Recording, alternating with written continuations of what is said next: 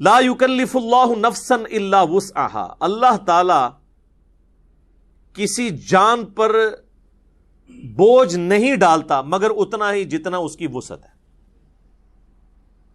یہ دنیا کے اعتبار سے بھی ہے، آخرت کے اعتبار سے بھی.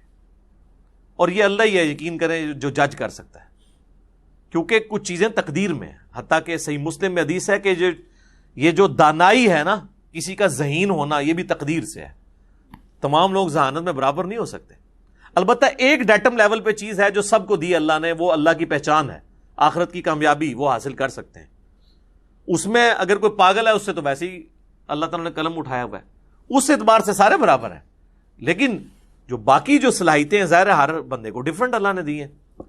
تو اللہ یہ جج کر سکتا ہے کہ اس کو میں نے 100 نمبروں کی صلاحیت دی تھی، اس نے 70 حاصل کیے، یہ ناکام ہے.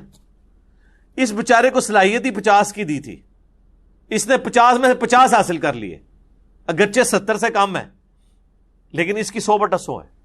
اسی لیے کہا جاتا ہے کہ نیکیاں قیامت والے دن گنی نہیں جائیں گی، تولی جائیں گی. کسی شخص کی ایک نیکی کسی کے 1,00,000 نیکی کے برابر بھی ہو سکتی ہے، کیونکہ جو اسے اللہ نے شاکلہ دیا تھا، سورہ بنی اسرائیل میں سے کہا گیا نا کہ شاکلہ، گیون سرکمسٹانسز، جو ماحول دیا گیا، کچھ چیزیں آپ کو تقدیر کے اعتبار سے دی گئیں، ظاہر ہے وہ تو آپ چینج نہیں کر سکتے. انہی حالات و واقعات میں آپ بیسٹ کتنا پرفارم کر سکتے تھے. لیکن یہ نہ ہو کہ کوئی شخص دنیا میں تو ماشاءاللہ بڑا تیز ہو اور دین کا معاملہ ہے کہ جی ہماری تو استطاعت ہی کوئی نہیں. جی بالکل ٹائم ہی نہیں ملتا. جی ٹائم سارا تو دنیا نو لایا، ٹائم تو کتوں لبے؟ فوٹو کاپی ہوندی ٹائم دی. تو دنیا داری میں وہ فل تیز. آپ دیکھیں کتنے آپ کو لوگ نظر آئیں گے جب دین کی بات کریں تو لگتا ہے کہ یہ بیچارے بالکل گئے گزرے ہیں، لیکن ان کو آپ کبھی اپنی دکان پہ دیکھیں تو یہ تو دنیا میں تو میں آپ سے یہ بات کروں گا نا، اور تو کوئی جرت نہیں کرے گا یہ بات کرنے کی، کیونکہ لوگ ڈرتے ہیں آپ لوگوں سے یہ بات کرتے ہوئے. لیکن آخرت میں چمڑی اتر جانی ہے کہ اللہ فرمائے گا اچھا تو بالکل ہی سیدھا سا، تنوں سمجھ ہی کوئی نہیں لگی. تو وہ اس کی وسعت کے مطابق، لہا ما کسبت وعلیہا مکتسبت، اسے اجر ملے گا اس کے کیے ہوئے نیک اعمال کا بھی، اور وبال بھی ہوگا جو اس نے برے اعمال کمائے ہیں. لہا اس کے لیے، علیہا اس پر. ربنا لا تؤاخذنا ان نسینا واخطأنا، آمین.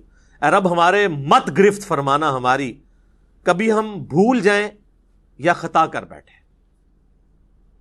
انسان بھول چوک بھی ہو سکتی ہے، اور کبھی یہ کہ کام ٹھیک کر رہا ہے، بھولا نہیں ہے، لیکن اس دوران کوئی اجتہادی غلطی ہو گئی ہے، تو اے اللہ ہم سے درگزر فرمانا، آمین. ربنا ولا تحمل علینا اصرا کما حملتہ علی الذین من قبلنا، اے رب ہمارے ہم پر ایسا بوجھ نہ ڈالنا جس طرح کہ ہم سے جو اگلے لوگ گزر چکے ہیں، ہم سے پہلے جو گزرے، ہم پچھلے ہیں نا ان کے، وہ ہم سے پہلے یعنی آگے گزر چکے، اگلے روز اگلے جو لوگ گزر چکے ان پہ جو تو نے بوجھ ڈالا تھا ویسا ہم پہ نہ ڈالنا. صحیح بخاری میں حدیث ہے، صحابہ کرام نے جب شکایت کی نا کہ یا رسول اللہ اتنی تکلیفیں اٹھانی پڑتی ہیں، تو آپ علیہ السلام ناراض ہوئے. آپ نے فرمایا کہ اگلے لوگوں کو تو اتنی تکلیف دی جاتی تھی ایمان لانے پر کہ زمین میں گڑا کھود کے ان کو کھڑا کیا جاتا تھا اور سر پہ آرا رکھا جاتا تھا، وہ اپنے 2 ٹکڑے کروا لیتے تھے، ایمان نہیں چھوڑتے تھے. اور جسموں پر لوہے کی کنگیاں پھیری جاتی تھی یہاں تک کہ ان کی ہڈیوں تک پہنچ جاتی تھی اور گوشت چھیلا جاتا تھا. اور قرآن میں بھی سورۃ العنکبوت کا سٹارٹ پڑھ لینا، اللہ تعالیٰ فرماتا ہے کہ کیا تم اس بات پہ چھوڑ دیے جاؤ گے کہ ایمان لے کر آئے اور تمہاری کوئی آزمائش نہیں ہوگی؟ ہم نے تم سے پہلے لوگوں کو بھی آزمایا تھا، تمہیں بھی ضرور آزمائیں گے. جو سورۃ البقرہ میں ہے وَلَنَبْلُوَنَّكُمْ بِشَيْءٍ مِّنَ الْخَوْفِ وَالْجُوعِ وَنَقْصٍ مِّنَ الْأَمْوَالِ وَالْأَنفُسِ وَالثَّمَرَاتِ،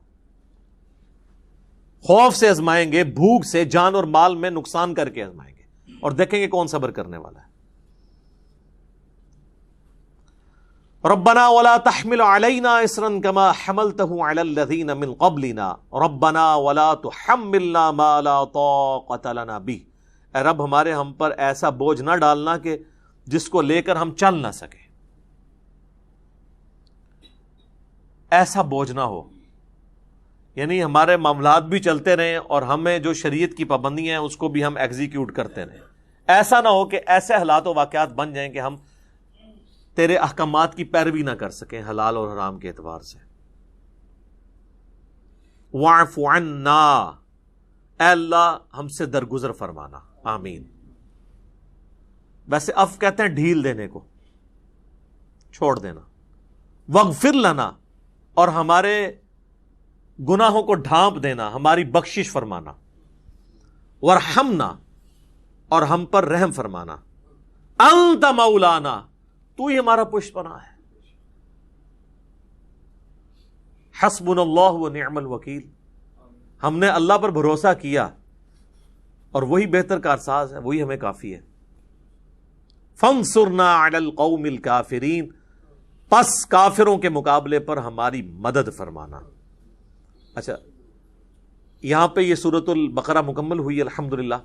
آپ دیکھیں کہ یہ بیسیکلی تو اس کے اندر بہت بڑے اشارے تھے آخری آیات کے اندر، کیونکہ یہ غزوہ بدر سے پہلے نازل ہوئی ہے، اور اب یہ دعائیں سکھائی جا رہی ہیں کہ اب تمہارے جہاد اور قتال کے مراحل شروع ہونے والے ہیں. اس وقت تو صحابہ کو پتہ ہی نہیں تھا، ان کی تو پوری زندگی جو ہے وہ جنگوں سے عبارت تھی. یعنی آخری دفعہ ہی مل کے جاتے تھے اپنے گھر والوں کو، چاہے بدر میں گئے ہیں، احد میں گئے ہیں، خندق میں گئے ہیں، خیبر میں گئے ہیں، اور پھر حضور کے بعد بھی قادسیہ اور یرموک بھی لڑنی پڑی، ہزاروں لوگ شہید ہوئے. تو اس کے یعنی تمہید کے طور پہ یہ صحابہ کرام کو تعلیم دی جا رہی ہے کہ اب تم پہ مشکل حالات و واقعات آنے والے ہیں، تیاری کر لو. یہ دعائیں اللہ تعالیٰ سے مانگتے رہو اور اللہ کی طرف رجوع رکھو تاکہ اللہ تعالیٰ کافروں کے مقابلے پر تمہاری مدد فرمائے. آمین. تو یہ میرے بھائیوں کمال کی آیات ہیں. ان کے اوپر تو خیر 1 گھنٹہ اور بھی گفتگو کی جا سکتی تھی. میں نے کوشش کی کہ جو ٹیکنیکل ایشوز ہیں نا اس کو ڈسکس کروں جن کی تفسیر مشکل تھی. باقی چیزوں کو میں نے سکپ کر دیا، یہ کیونکہ سیلف ایکسپلینیٹری ہیں خود ہی یہ آیات. باقی نبی صلی اللہ علیہ وآلہ وسلم کی بعثت کی برکت سے کئی ایک اللہ تعالیٰ نے شریعت کی پابندیاں جو اس میں آیا نا کہ ہم سے پہلے لوگوں پہ جو بوجھ ڈالے ہم پہ نہیں ڈالنے، تو وہ کئی ایک بوجھ تو حضور کی بعثت کے ساتھ ہی اللہ تعالیٰ نے اٹھا لیے ہیں. جیسا کہ بخاری مسلم میں حدیث ہے کہ مجھ سے پہلے کسی نبی کو یہ خصوصیت نہیں ملی کہ پوری زمین اس کے لیے سجدہ گاہ ہو جائے. وہ تو سفر میں جاتے تھے تو نمازیں گنتے رہتے تھے، واپسی پہ آ کے صرف مسجد میں ہی ادا کر سکتے تھے. میرے لیے اللہ نے پوری زمین مسجد بنا دی، جہاں مرضی میرے امتی نماز ادا کرے.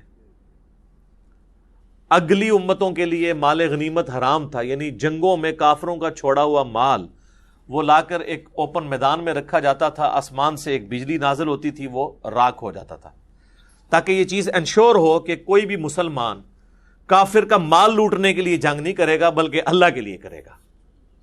تو ویسے یہ پابندی کسی حد تک ٹھیک ہی تھی، لیکن حضور کی برکت سے اللہ تعالیٰ نے مال غنیمت کو حلال کر دیا کہ ٹھیک ہے تم اس کو استعمال کر سکتے ہو.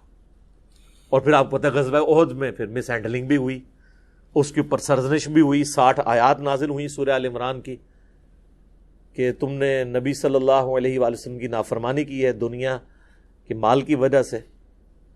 اور اس سرزنش کا فائدہ ہوا کہ پھر اس کے بعد صحابہ کرام کو جنگ ہارے نہیں ہیں، ڈسپلن کبھی اپنا لوز نہیں کیا، کیونکہ اللہ تو پھر قادسیہ اور یرموک بھی دیکھ رہا تھا نا کہ اس کے بعد اتنی بڑی بڑی جنگیں ہونے والی ہیں اور وہاں تو پوری دنیا کے خزانے ان کے ہاتھوں میں لگنے والے ہیں.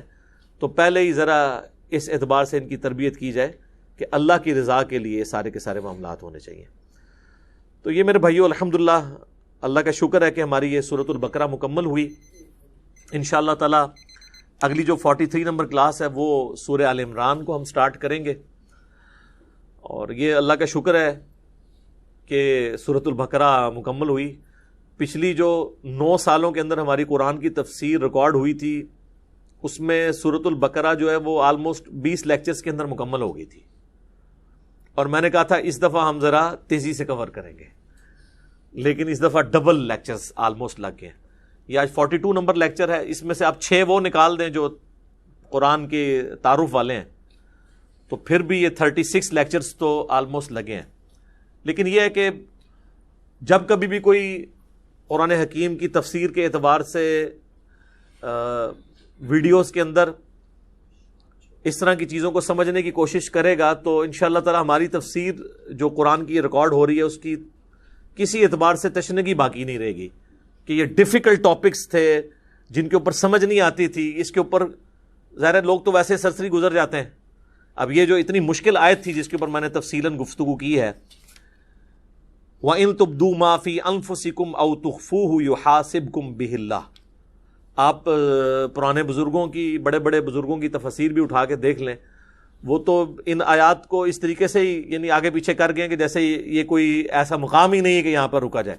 حالانکہ یہ سب سے ڈینجرس مقام ہے قرآن حکیم میں کہ اللہ تعالیٰ دل کے گناہوں کے اوپر بھی گرفت فرمانے والا ہے. اللہ تعالیٰ ہمارے گناہوں سے درگزر فرمائے، ہمیں قرآن حکیم کی تعلیمات پر عمل کر کے دوسرے بھائیوں تک پہنچانے کی توفیق عطا فرمائے. اور ہم نے یہ جو اتنا بڑا ایک دعوت کے حوالے سے ایک ذمہ داری اٹھائی ہے کہ قرآن حکیم کی یہ تفسیر ریکارڈ ہو رہی ہے، اللہ تعالیٰ اس کو جلد از جلد مکمل فرمائے تاکہ لوگوں کے لیے یہ صدقہ جاریہ بن جائے انشاءاللہ تعالی.